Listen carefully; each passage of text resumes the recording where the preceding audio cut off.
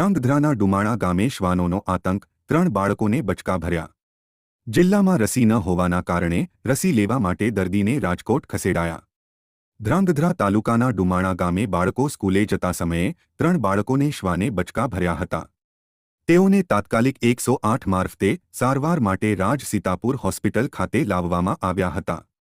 શ્વાન હડકવાની રસી રાજ Sitapur hospital, Dhrangadhra hospital અને સુરેન્દ્રનગર મહાત્મા ગાંધી હોસ્પિટલમાં રસી ન હોવાના કારણે રાજકોટ સિવિલ હોસ્પિટલ ખાતે નાના બાળકોને લઈ જવા પડ્યા હતા।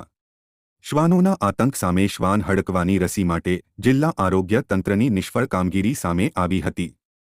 શાળાએ જતા બાળકો અને વૃદ્ધોને રખડતા શ્વાનો બચકા ભરી રહ્યા છે, જેની સામે સુરેન્દ્રનગર જિલ્લામાં એક પણ સરકારી હોસ્પિટલમાં શ્વાન હડકવાની રસી ન હોવાના કારણે લોકોને મજબૂર થઈને રાજકોટ તથા અમદાવાદ હોસ્પિટલ ખાતે જવું પડે છે।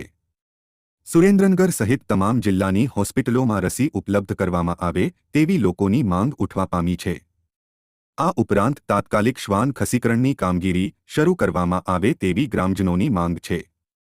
અહેવાલ ધર્મેશ રબારી, લોકાર્પણ।